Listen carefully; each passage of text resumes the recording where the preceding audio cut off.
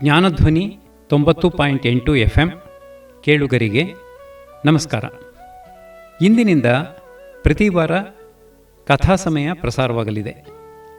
ತಾವೆಲ್ಲರೂ ಕೇಳಿ ಪ್ರತಿಕ್ರಿಯಿಸಿ. ಫ್ರೆಂಚ್ ಕಾದಂಬರಿಕಾರ ವಿಕ್ಟರ್ ಹ್ಯೂಗೋನ ಲೇ ಮಿಸರಬಲ್ಸ್ ಮಹಾಕೃತಿ ವಿಶ್ವಪ್ರಸಿದ್ಧವಾಗಿದೆ. ಇದನ್ನು ಸಂಗ್ರಹ ಮಾಡಿ ಕನ್ನಡಕ್ಕೆ ತಂದವರು ನಾ. ಕಸ್ತೂರಿ ಅವರು. ನಾಯಕ ಜಾನ್ ವಾಲ್ಜಾನ್ ಮಹಾಪುರುಷ. ಧಾರ್ಮಿಕ ಹಾಗೂ ಸಾಮಾಜಿಕ ತೊಡಕುಗಳನ್ನು ಆತ ಸಾಹಸಪೂರ್ಣವಾಗಿ ಎದುರಿಸುವಾಗ ತೋರುವ ದೈವಿ ಗುಣಗಳು ಮನಸ್ಸಿಗೆ ತಟ್ಟುತ್ತವೆ. ಮುಂದೆ ಏನಾಗುವುದು ಎಂಬ ಕುತೂಹಲವನ್ನು ಕೊನೆಯವರೆಗೂ ಉಳಿದುಕೊಳ್ಳುವಂತೆ ಕತೆ ಬೆಳೆಯುತ್ತದೆ. ಅನ್ಯಾಯ ಅಧರ್ಮಗಳೊಡನೆ ಸತತವೂ ಹೋರಾಡಿದ ಒಬ್ಬ ಧೀರನ ಜೀವನ ಚರಿತ್ರೆ ಎಲ್ಲ ವಯಸ್ಸಿನ ಕೇಳುಗರಿಗೂ ಆಕರ್ಷಕವಾಗಿದೆ. ಒಂದು ಜೀವ ರೂಪಾಂತರಗೊಂಡು ಪರಿಶುದ್ಧವಾಗಿ ನೊಂದು ತಪಿಸಿ ಪುನೀತವಾಗುವ ರೀತಿ ನಮ್ಮಲ್ಲಿ ಅಚ್ಚರಿ ಹುಟ್ಟಿಸುತ್ತದೆ. ಈಗ ಕಾದಂಬರಿಯ ಮೊದಲ 2 ಅಧ್ಯಾಯಗಳನ್ನು ನೋಡೋಣ. ಕಾದಂಬರಿಯ ಹೆಸರು ನೊಂದ ಜೀವಿ. ನೊಂದ ಜೀವಿ, ನಾ. ಕಸ್ತೂರಿಯವರ ಅನುವಾದ. ಅಧ್ಯಾಯ 1. ಫ್ರಾನ್ಸ್ ದೇಶದಲ್ಲಿ ನಡೆದ ಕತೆ ಇದು. 100ಕ್ಕಿಂತ ಹೆಚ್ಚು ವರ್ಷಗಳ ಹಿಂದೆ ಅಲ್ಲಿ ಜಾನ್ ವಾಲ್ಜಾನ್ ಎಂಬ ಬಡ ರೈತನೊಬ್ಬನಿದ್ದ.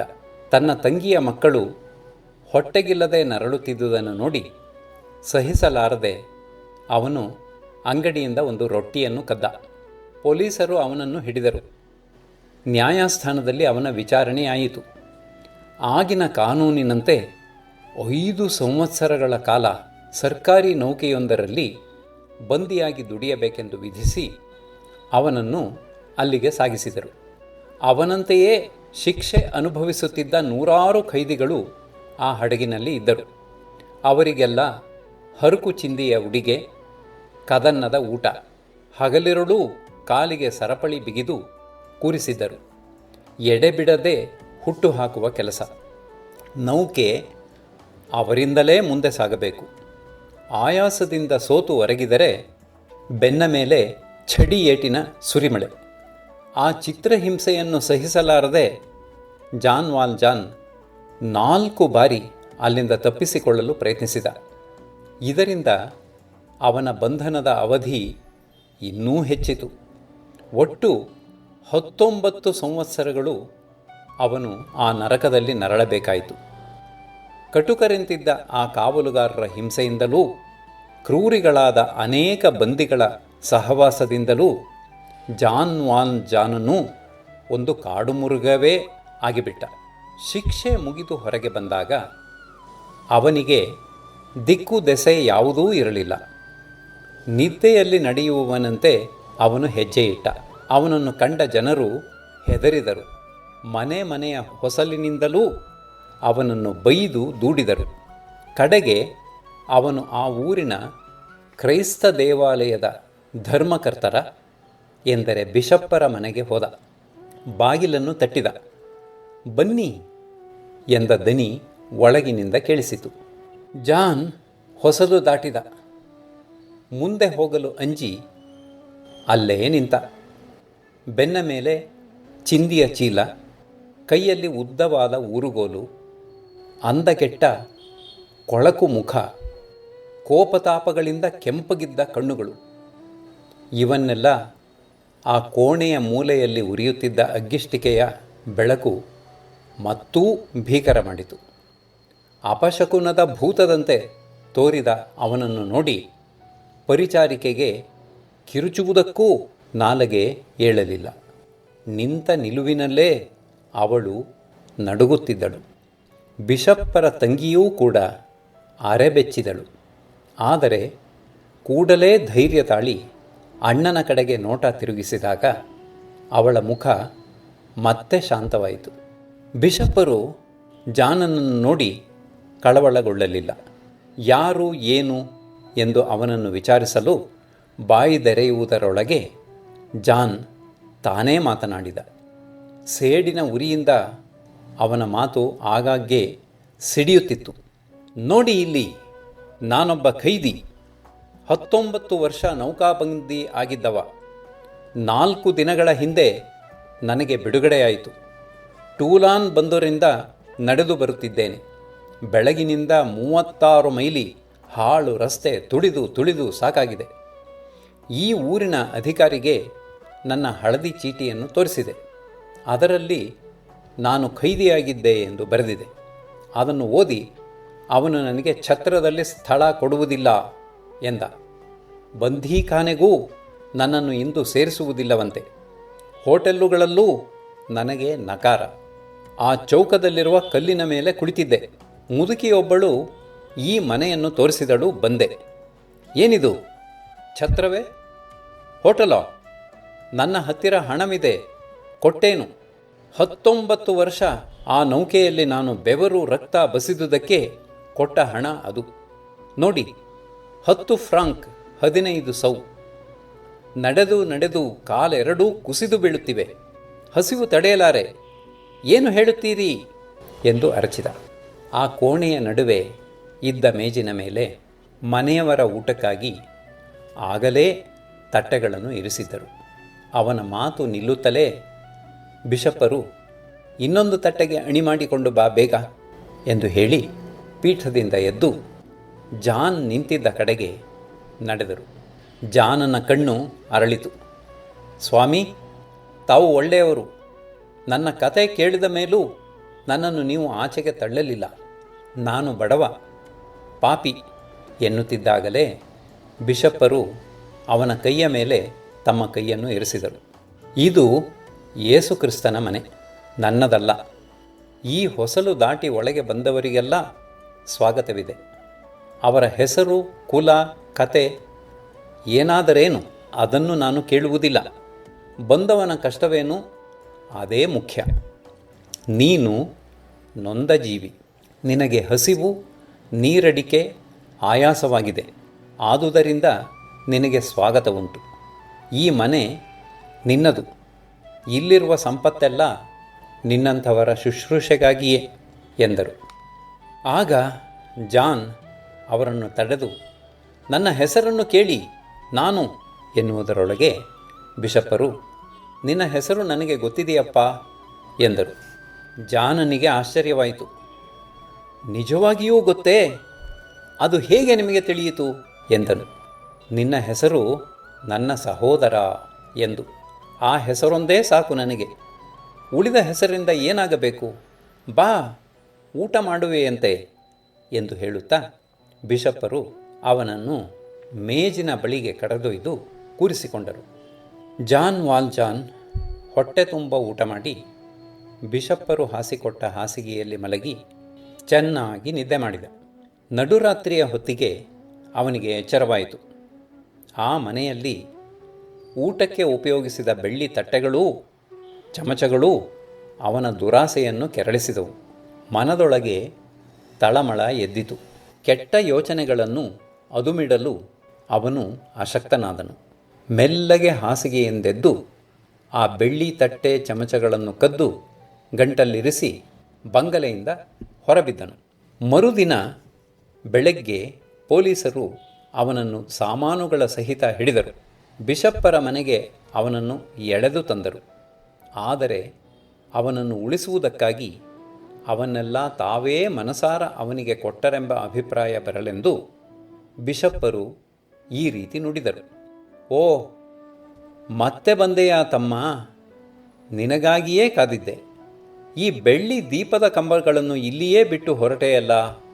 ಅವುಗಳನ್ನು ಮಾರಿದರೆ ನಿನಗೆ 200 ಫ್ರಾಂಕುಗಳಾದರೂ ಸಿಕ್ಕುತ್ತವೆ. ತಟ್ಟೆ ಚಮಚಗಳ ಸಂಕಟ, ಅವನ್ನೂ ತೆಗೆದುಕೊಂಡು ಹೋಗಲಿಲ್ಲಬೇಕೇ? ಜಾನನಿಗೆ ಈ ಮಾತುಗಳು ಅರ್ಥವಾಗಲಿಲ್ಲ. ಆಡುವುದಕ್ಕೆ ಮಾತು ಬಾರದೆ ಅವನು ಕಂಬದಂತೆ ನಿಂತಿದ್ದನು. ಅವನ ಆಗಿನ ಮನೋಭಾವವನ್ನು ಬಣ್ಣಿಸುವುದು ಅಸಾಧ್ಯ. ಹಾಗಾದರೆ ಈತ ನಮಗೆ ಹೇಳಿದ್ದು ನಿಜ. ಕದ್ದವನು ಓಡುವಂತೆ ಇವನು ಅವಸರವಾಗಿ ಹೋಗುತ್ತಿದ್ದ. ಆದುದರಿಂದ ನಾವು ಹಿಡಿದು ತಂದೆವು. ಈಗ ಇವನನ್ನು ಬಿಟ್ಟು ಬಿಡಲೇ ಎಂದು ಪೊಲೀಸ್ ಅಧಿಕಾರಿ ಕೇಳಿದನು. ಅದಕ್ಕೆ ಬಿಷಪ್ಪರು, ಅಗತ್ಯವಾಗಿ ಎಂದ ಕೂಡಲೇ ಪೊಲೀಸಿನವರು ಬೀದಿಗಿಳಿದು ಹೊರಟು ಹೋದರು. ತೊದಲುತ್ತಾ ಜಾನ್, ಏನು ಏನು ಇದು ನಿಜವೇ? ನಾನು ಸ್ವತಂತ್ರನೇ, ಮತ್ತೆ ನಾನು ಆ ನರಕಕ್ಕೆ ಹೋಗಬೇಕಾಗಿಲ್ಲವೇ ಎಂದು ಅರೆನಿದ್ದೆಯಲ್ಲಿ ಮಾತನಾಡುವವನಂತೆ ತೊದಲಿದ. ಅವನ ಕೈಯಲ್ಲಿ 2 ದೀಪದ ಕಂಬಗಳನ್ನು ಇಡುತ್ತಾ ಬಿಷಪ್ಪರು, ತಮ್ಮ ಹೊರಡು, ನೆಮ್ಮದಿಯಾಗಿ ಬಾಳು. ರಾತ್ರಿ ನೀನು ಹಿತ್ತಲ ತೋಟದ ಗೋಡೆಯನ್ನು ಹಾರಿದೆ ಏಕೆ? ಮುಂದಿನ ಬಾಗಿಲಿಗೆ ಚಿಲಕ ನೆಪ ಮಾತ್ರಕ್ಕೆ ಇದೆ ಅಷ್ಟೆ. ಬಾಗಿಲು ಸದಾ ತೆರೆದೇ ಇರುತ್ತದೆ. ಇನ್ನು ನೀನು ಬರುವಾಗ ಹೀಗೆಯೇ ಬಾ, ಹೀಗೆಯೇ ಹೋಗು ಎಂದರು. ಜಾನನ ಕೈ ನಡುಗಿತು. ನಾಚಿಕೆಯಿಂದ ಅವನ ತಲೆ ತಗ್ಗಿತು. ಅವನ ಕಣ್ಣಿಗೆ ಮಂಜು ಮುಸುಕಿತು. ಜಾನ್ ವಾಲ್ಜಾನ್, ನನ್ನ ಮಾತು ಕೇಳು. ಇನ್ನು ಮುಂದೆ ನೀನು ಅಧರ್ಮಕ್ಕಲ್ಲ, ಧರ್ಮಕ್ಕೆ ತಗ್ಗಿ ಬಾಳು.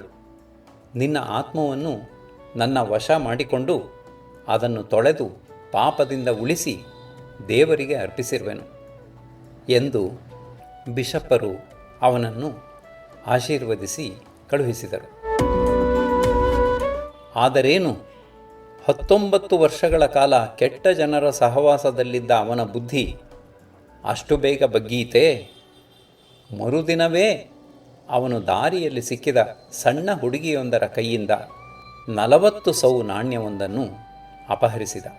ಅಪಹರಿಸಿದ ಹಲವು ನಿಮಿಷಗಳಲ್ಲೇ ಅವನಿಗೆ ಜ್ಞಾನೋದಯವಾಯಿತು. ತಾನು ಮಾಡಿದ ಪಾಪವನ್ನು ನೆನೆದು ಕಂಬನಿ ಸುರಿಸಿದ. ಮತ್ತೆ ಆ ಮಗುವಿನ ಕೈಗೆ ಆ ನಾಣ್ಯವನ್ನು ಇರಿಸಿ ಪೂತನಾಗಬೇಕೆಂದು ನಿಶ್ಚಯಿಸಿ ಅತ್ತಿತ್ತ ಹುಡುಕಿದ. ಮಗು ಸಿಗಲಿಲ್ಲ. ಬಿಷಪ್ಪರ ಹಿತವಚನವನ್ನೇ ಅವಲಂಬಿಸಬೇಕು, ಅದನ್ನು ಎಂದೆಂದಿಗೂ ಮರೆಯಕೂಡದು ಎಂದು ನಿರ್ಧರಿಸಿ ಮುಂದಕ್ಕೆ ನಡೆದ. ಸಣ್ಣ ಪಟ್ಟಣವೊಂದರಲ್ಲಿ ಜಾನನಿಗೆ ನೌಕರಿ ದೊರೆಯಿತು. ಅವನು ತನ್ನ ಹೆಸರನ್ನು ಮಾಡಿಲೀನ್ ಎಂದು ಬದಲಾಯಿಸಿಕೊಂಡ. ಹೊಸ ಆಳಾಗಿ ಹೊಸ ಹಾದಿಯಲ್ಲಿ ಸುಳ್ಳು ಹೇಳದೆ, ಮೋಸ ಮಾಡದೆ, ಬಿಷಪ್ಪರು ಹಾಕಿದ್ದ ಗೆರೆಯನ್ನೇ ತುಳಿಯುತ್ತಾ ಅವನು ತನ್ನ ಬಾಳನ್ನು ನೇರ್ಪಡಿಸಿದ. 8 ವರ್ಷಗಳು ಕಳೆದವು. ಮಾಡಿಲೀನ್ ಶ್ರೀಮಂತನಾದ. ತಾನು ನೌಕರಿಗೆ ಸೇರಿದ ಗಾಜಿನ ಕಾರ್ಖಾನೆ ಅವನ ಸ್ವಂತವಾಯಿತು. ಕಡೆಗೆ ಆ ಊರಿನ ನಗರಾಧ್ಯಕ್ಷನೂ ಆದ. ಬಡವರ ಬಂಧುವಾದ. ಅವನಿಗೆ ಆಗ 50 ವರ್ಷ ವಯಸ್ಸು. ಊರಿನವರೆಲ್ಲರಿಗೂ ಅವನು ಅಚ್ಚುಮೆಚ್ಚಿನವನಾದ. ಆದರೂ ಒಬ್ಬನು ಮಾತ್ರ ಇನ್ನೂ ಅವನನ್ನು ಬಾಯಿ ತುಂಬ ಹೊಗಳಲು ಹಿಂಜರಿಯುತ್ತಿದ್ದನು. ಅವನಿಗೆ ಮಾಡಿಲೀನನೆಂದರೆ ಅಷ್ಟು ನೆಚ್ಚಿಗೆ ಇರಲಿಲ್ಲ. ಅವನೇ ಆ ಊರಿನ ಪೊಲೀಸ್ ಅಧಿಕಾರಿ ಜೇವೆರೆಟ್. ಮಾಡಿಲೀನ್ ಬೀದಿಯಲ್ಲಿ ಹೋಗುತ್ತಿದ್ದರೆ ಉದ್ದಕ್ಕೂ ಜನ ತಮ್ಮ ಪ್ರೀತಿ ಗೌರವಗಳನ್ನು ಬೀರುವರು. ಅವನೂ ಶಾಂತಚಿತ್ತನಾಗಿ ಗಂಭೀರ ನಡಿಗೆಯಿಂದ ಎಲ್ಲರನ್ನೂ ವಂದಿಸುತ್ತಾ ಅಡಿಯಿಡುವನು. ಆದರೆ ಜೇವೆರೆಟ್ ಮಾತ್ರ ಅವನನ್ನು ದಿಟ್ಟಿಸಿ ನೋಡಿ ತಲೆಯಾಡಿಸಿ ಮೂತಿಯನ್ನು ಉದ್ದ ಮಾಡುವನು. ಯಾರು ಈತ? ಹಿಂದೆಲ್ಲೋ ಕಂಡ ನೆನಪಿದೆಯಲ್ಲ.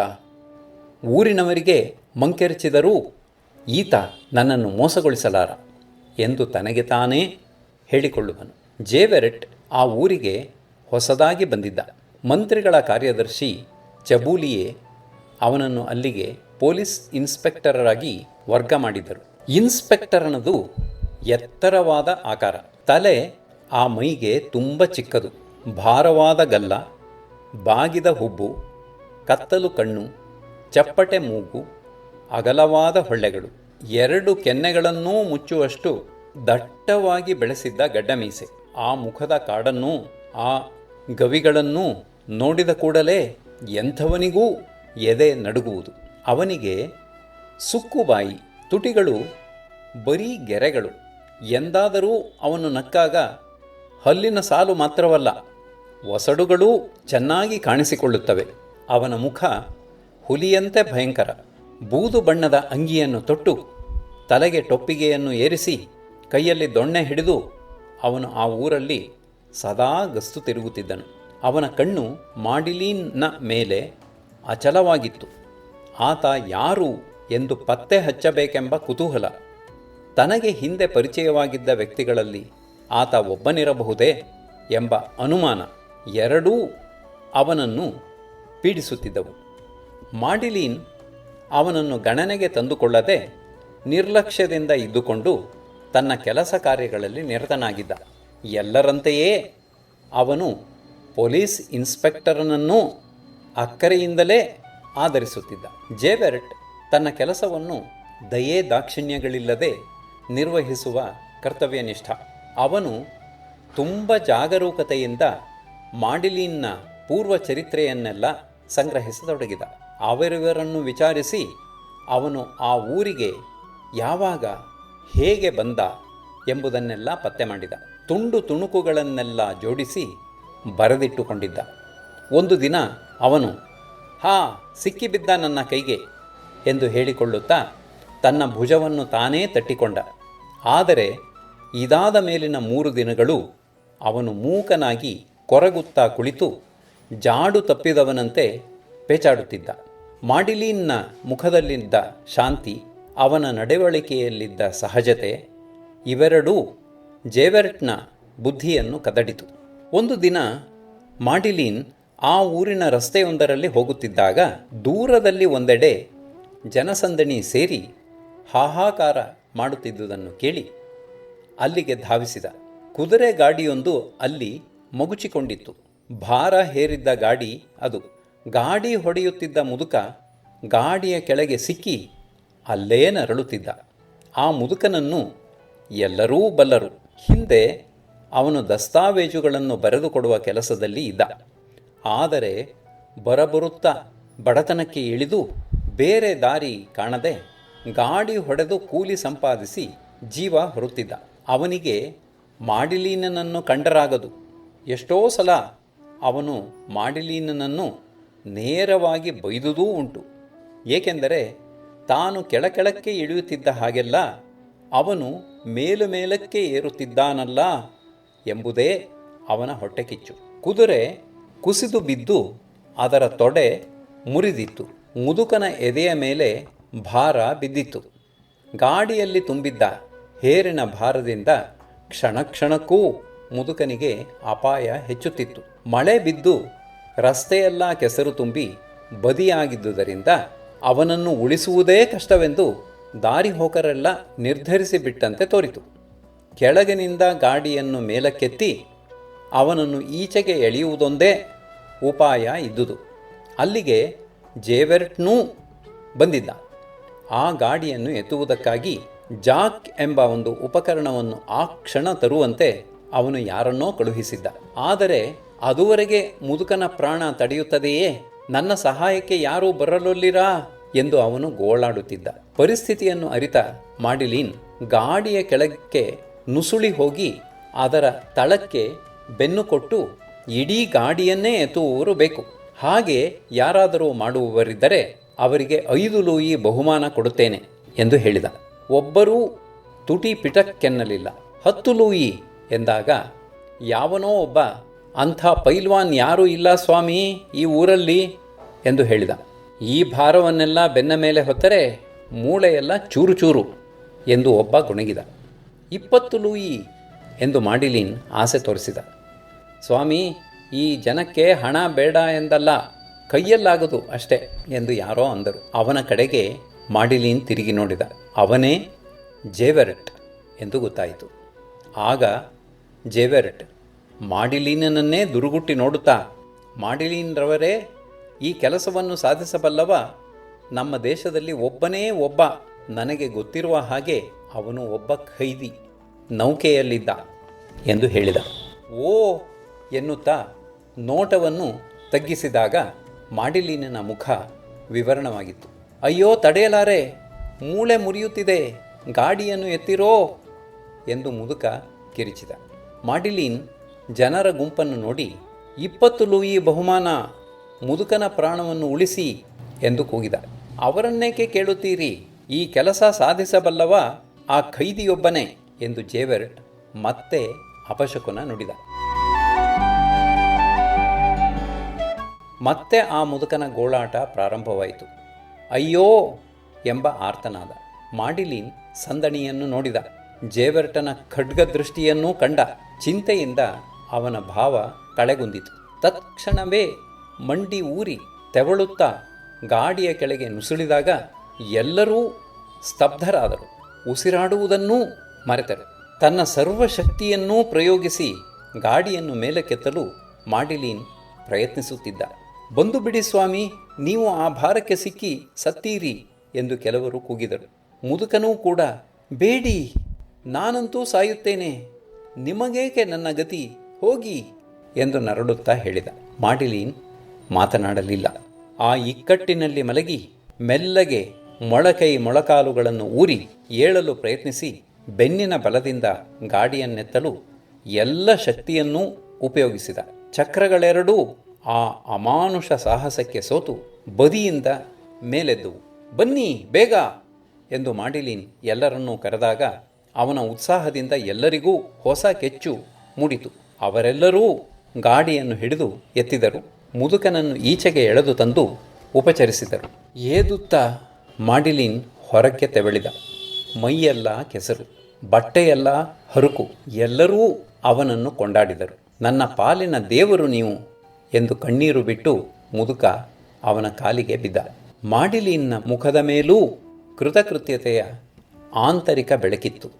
ಎಂದೂ ಇಲ್ಲದ ಒಂದು ರೀತಿಯ ಆಧ್ಯಾತ್ಮಿಕ ತೃಪ್ತಿ ಅವನಿಗೆ ಆ ಆನಂದವನ್ನು ಉಂಟು ಮಾಡಿರಬೇಕು. ಜೇವೆರ್ಟ್ ಮಾತ್ರ ಏನೂ ಹೇಳದೆ ಮಾಡಿಲೀನನ್ನೇ ಬಹಳ ಹೊತ್ತು ನೋಡುತ್ತಾ ನಿಂತಿದ್ದ. ಇದಾದ ಕೆಲವು ದಿನಗಳಲ್ಲಿ ಮತ್ತೊಂದು ಘಟನೆ ನಡೆಯಿತು. ಫಾಂಟೀನ್ ಎಂಬ ಬಡ ಹೆಂಗಸೊಬ್ಬಳನ್ನು ಆ ಊರಿನ ಶ್ರೀಮಂತ ಪುಂಡನೊಬ್ಬ ಬೀದಿಯಲ್ಲಿ ಅಪಮಾನಪಡಿಸಿದ. ತನ್ನ ಚಾರಿತ್ರ್ಯವನ್ನು ಕಾಪಾಡಿಕೊಳ್ಳುವುದಕ್ಕಾಗಿ ಅವಳು ಅವನನ್ನು ಹೊಡೆದಟ್ಟಿದಳು. ತಪ್ಪಿತಸ್ಥನನ್ನು ಶಿಕ್ಷಿಸದೆ ಜೇವೆರ್ಟ್ ಆ ಹೆಂಗಸನ್ನು ಠಾಣೆಗೆ ಕರೆದೊಯ್ದನು.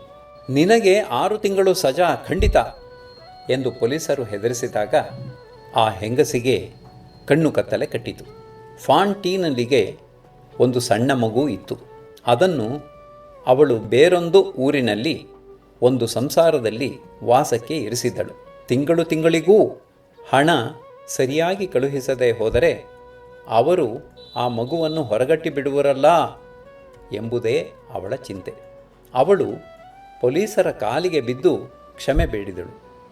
ಆದರೆ ಕಲ್ಲು ಮನದ ಜೇವೆರ್ಟ್ನ ಎದುರು ಅತ್ತರೇನು ಫಲ, 6 ತಿಂಗಳು ಅನುಭವಿಸಿಯೇ ತೀರಬೇಕು, ದೇವರು ಬಂದರೂ ತಪ್ಪುವಂತಿಲ್ಲ ಎಂದು ಜೇವೆರ್ಟ್ ಗರ್ಜಿಸಿದನು.